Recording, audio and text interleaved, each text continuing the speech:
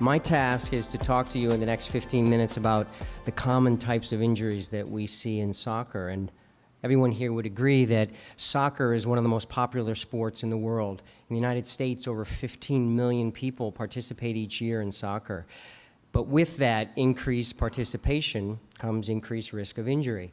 And there are a lot of studies that have looked at these types of injuries. And particularly what we find is that in the younger athlete, they are predisposed to these types of injuries occurring. In fact, last year, over 3.5 million children in the United States were injured participating in sports. So it behooves us as their caretakers, as the people who direct them and coach them and guide them to really think about these types of injuries. If we consider the injuries that occur in soccer, they take one of two major types. Acute injuries, they're the very dramatic types of injuries that occur due to some type of trauma, whether it be direct impact with another player, falling, a ball. And then there are the more subtle types of chronic injuries that occur. They're subtle in their onset, they're progressive, they're more the sprains and the strains that they may get in their muscles and their tendons and their bones. So those are the two types of general injuries that we see.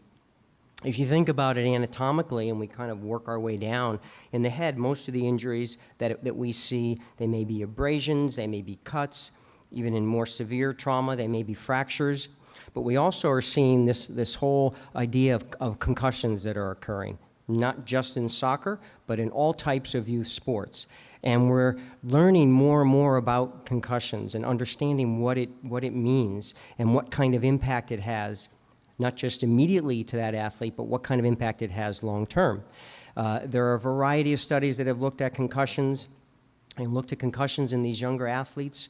We've developed what are called neurocognitive tests, and you might very well be familiar with some of these tests. IMPACT is a common test. SCAT is another test.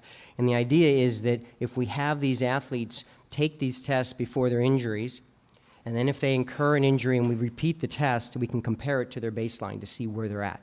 And there's no question that at a professional level, at an Olympic level, at a collegiate level, and now even at a high school level, these tests are done routinely.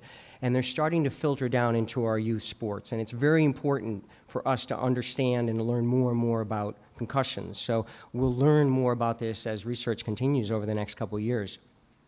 When we move on to the upper extremity, well, there are injuries that also are usually more of the chronic, or rather the acute type of injury due to some type of trauma. And they can be hand, wrist, elbow, shoulder. They may be just abrasions. They may be cuts. They may be sprains or strains. You can dislocate a finger or a wrist or a shoulder. But the upper extremity injuries are far less common than the lower extremity. The lower extremity is really where soccer hits home from a medical perspective, and we see a whole variety of lower extremity injuries. If we kind of work our way back up from the foot, the injuries that can occur can be contusions, bruises, fractures to the foot. In the ankle, we can see ankle sprains, the inner aspect of the ankle, more commonly the outer aspect of the ankle, pain, swelling, inability to bear weight. If we move up through the lower leg, the shin, we can see shin splints. So all the muscles in our body have this fibrous coating about them, and it's called a fascia, and that coating attaches to the bone. And with repetitive lower extremity muscle use, there's a tugging that occurs on the bone. And the bone itself also has a coating that is innervated, has sensory fibers, pain fibers. So with this repetitive activity, this repetitive pulling on the muscles, they get irritated or inflamed around the shin bone, or the tibia it's called. And shin splints is essentially this irritation or this inflammation from progressive activity. There's some thought that the shin splints might be on a continuum to a more significant injury called a stress fracture or a stress reaction. That's where these abnormal biomechanical forces go through that bone. And in a younger soccer player or growing soccer player, those forces may exceed the strength of the bone, and they can get this progressive inflammation in the bone, this progressive stress reaction that leads to a fracture. So there may be a continuum. But if we move to the knee, we really see the injuries that have probably the most profound impact on soccer players. They run a whole spectrum from the anterior aspect of the knee what we call the extensor mechanism. Those are the muscles and the tendons and the bones that allow you to extend your leg as you run. And it can be irritation in your quad muscle. It can be irritation to the tendon that's above your kneecap called your quadriceps tendon. It can be irritation to the tendon that's below your kneecap called your patellar tendon. And these young athletes, so just from repetitive running, they'll have this excessive irritation along the anterior aspect of their knee. They can also develop some roughening or some irregularity on the back side of their kneecap. The term we use medically is chondromalacia. It means a roughening on the back of the kneecap. So with repetitive activity, with the trauma that occurs, the falling, they can chip or wear some of that cartilage coating. They can get a clicking, popping, catching sensation. There are two small C-shaped cushion pads in the knee. They're called meniscal pads that you might very well have heard of them. You might very well have had injuries yourselves to meniscal pads. But they're like shock absorbers. And a young athlete can injure a meniscus pad from twisting, bending, falling. They have significant pain that can occur along the knee, what we call the joint line. That's the small space between the thigh bone and the lower leg bone. And they may have swelling and inability to bear weight. And then lastly, we can see ligament injuries. So there are 4 ligaments in your knee joint. 2 are on the sides, they're called collaterals, and 2 crisscross in the center, they're called cruciate ligaments. The side ligaments and the posterior cruciate ligament have a fairly good blood supply, which means they have the biologic ability to heal. So when these younger athletes injure them, they're most often these sprains or partial injuries, and they can heal with some simple treatments. But it's the ACL or the anterior cruciate ligament that is really one of the most devastating injuries to the athlete, not just soccer players, but all athletes involved in planting and pivoting sports. And that ligament, the ACL, is really the key ligament in terms of planting and cutting. So if an athlete injures their anterior cruciate ligament, they run the risk of not being able to do that and do that safely. And we're seeing this increasing incidence of youth anterior cruciate ligament injuries with all running, cutting sports, but certainly with soccer. And that is a ligament injury that most often needs to be treated surgically. We're seeing it more often in females than in males. And there's a massive amount of research that's focused on this across the world to try to figure out why that is.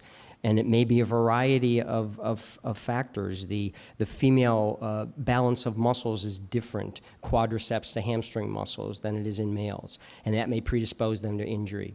The alignment of the lower leg and the knee joint is different for a female athlete than it is for a male athlete. That may predispose them to injury.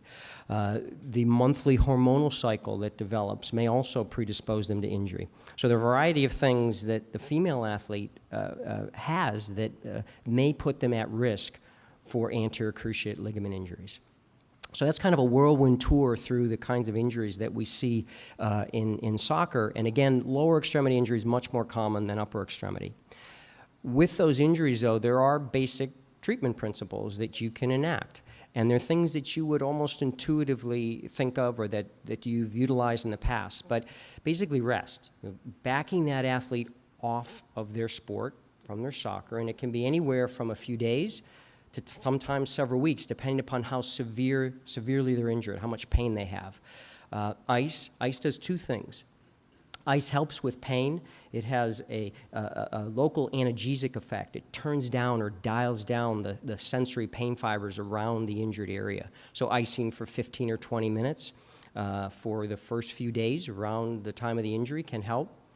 Elevation, so elevating the extremity above the level of the heart. So just having the athlete lie down, elevating it for the first 2 or 3 days can help minimize swelling. It also, when the athlete starts to be more comfortable, when they feel like they can move and bear weight on their injured extremity, if there's lower extremity, basically you begin a progressive program trying to get their flexibility back. And it can be as simple as just comparing to their other extremity. How flexible are they? Can they bend, for example, their knee as much as the other knee? When they gain some of that flexibility by gentle stretching, then they can go to a gym and they can start some progressive strengthening. Simple circuit, universal machines or circuit training machines that we have. And you compare the injured limb to the uninjured limb, and you progressively increase their strengthening. So these are simple things that you can do, and when the athlete feels comfortable enough to run, And if they're running comfortably, then they can start some soccer-specific drills. And when they feel comfortable kicking a ball and cutting, then they can get back to playing. So again, simple principles that you can enact for these athletes. And the large majority of the time, they're very successful. And yet sometimes those athletes have persistent pain, and that's when you would then refer them to be seen by a sports medicine specialist. And that sports medicine specialist may enact those same treatments, but in a more formal fashion. They may have them enlist with a physical therapist. They may have them use a non-steroidal anti-inflammatory. They may require certain imaging studies like X-rays and MRI, those types of things. And it's really a small percentage of those athletes that are ultimately going to need to have any kind of surgical treatment. And again, the anterior cruciate ligament injury seems to be one of those most common types of injuries. So those are general treatment principles that you can enact. But that then baits the next question: is there a way to prevent those injuries from occurring? And again, there are simple principles that many of us are aware of. In terms of conditioning, and we've touched on this a little bit, this whole idea of specialization and how these athletes play their sports. There's growing evidence that at an earlier age, if you focus this athlete on one specific sport, that you may actually be putting them at risk for these chronic type of overuse injuries that can occur.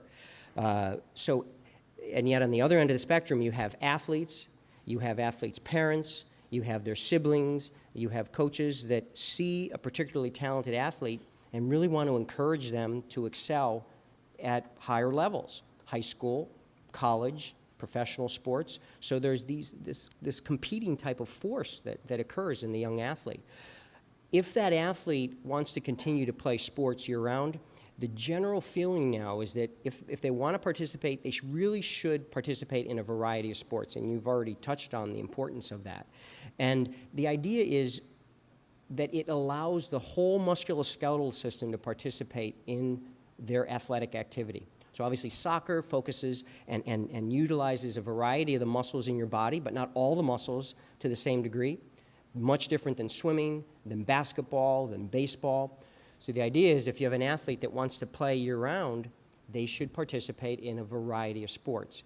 And if for whatever reason that athlete or that athlete's family wants them to focus on a particular sport, they really should think about taking at least several months or a season off a year to allow their body to recover from injury. And as I said earlier, there's an increasing amount of research that shows that this specialization at an earlier age puts these athletes at risk. The large majority of data occurs in baseball with Little League, and what we're seeing now is this increased incidence of injuries that used to in the past only occur at the professional level or the collegiate level, like ulnar collateral ligament injuries, Tommy John surgery that probably everyone here has heard about or read about. Well, that injury was 10, 15 years ago almost exclusive at a professional or a collegiate level. And now we're seeing younger and younger athletes that have ulnar collateral ligament injuries that need surgery. And when I say younger, I mean teenagers, adolescents that tear their ulnar collateral ligament. So that transcends all sport. It's not just baseball, it's all types of sports where starting at a younger age may put them at risk. So we have to think about that if we want these athletes to start at a younger age and be smart about it.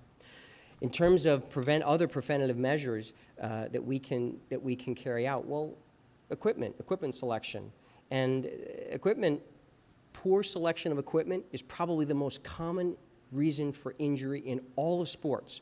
So just making sure that they have shin guards that run the full length of their shin, that they have the appropriate type of cleats. And then the equipment beyond that, the field, the appropriate padding of the goals. Is it well secured? What is the field like? Is it free of debris? Are there divots? So those things are vitally important. And then also beyond that, we see that what's called pre-participation evaluation.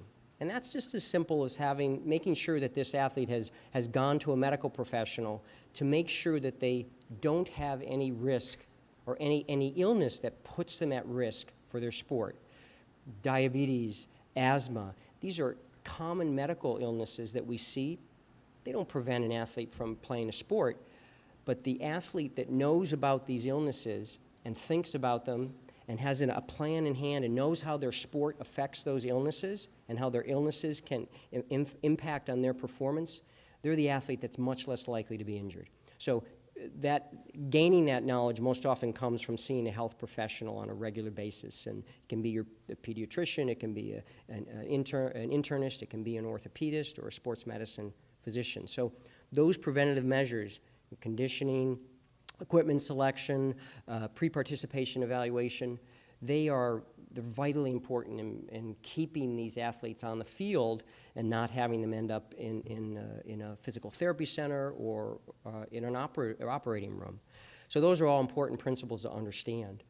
In terms of what we do in our roles, roles as coaches, it's obviously to instruct them on the proper technique, but it's also really to be aware of these athletes and what kind of risks they bring with them. For example, what kind of medical illnesses do they have? Do they have asthma? Do they have diabetes? Have they had prior injuries that put them at risk? Do they have a current injury that might put them at risk that would really change the way we participate or have that athlete participate? So that's vitally important. And then as their parents, it's important too, because you're their greatest advocate. So to communicate to a coach what illnesses your child might have, whether it's a chronic illness or whether it's a recent injury, to communicate that to their coach, because you want your child to be successful. Success is not just how they perform on a field, obviously. It's how good they feel about themselves and participating in the sports and the effort they put in. If they have an injury, if they have some kind of illness that prevents them from doing that, then you're not empowering them. So as parents, we are their caretakers, and it's vitally important that we do that for them. So the role that the coach and the parent has is just as important as any medical professional in terms of safeguarding or preserving what is essentially the future of soccer, these youth soccer players. And the American Orthopaedic Society for Sports Medicine, which is one of the largest sports societies in the United States, has taken a focused look and great effort at this idea of this epidemic of sports injuries in youth, and has developed an initiative called the Stop Sports Injuries Program, and has developed a website and has tried to bring together all the appropriate organizations that look at youth sports in the United States and bring together all the information that's available from the existing body of research, then define new research projects so that we can prevent injuries. And we're in the midst of trying to develop an injury surveillance program with the youth soccer organization here, so that we have a better idea what injuries occur, when they occur, how they occur, so that we can ultimately prevent them from occurring. And the American Orthopaedic Society for Sports Medicine has as I said, has done a great job in developing this Stop Sports Injuries campaign. Their website is www.stopsportsinjuries.org, and there is a vast amount of information, huge amount of information on soccer, youth soccer, and all sports that applies not just to medical professionals, it applies to coaches, and it applies to parents, and it also applies to athletes. And it helps us to really sift through it and be able to communicate with each other. So I would strongly urge you to take a moment at some point and look at that website too. Because our job really here is to keep them on the playing field. It's really to preserve, as I said, the future of soccer. And we do that best when we think about the kinds of risks that they might have and ultimately try to prevent them.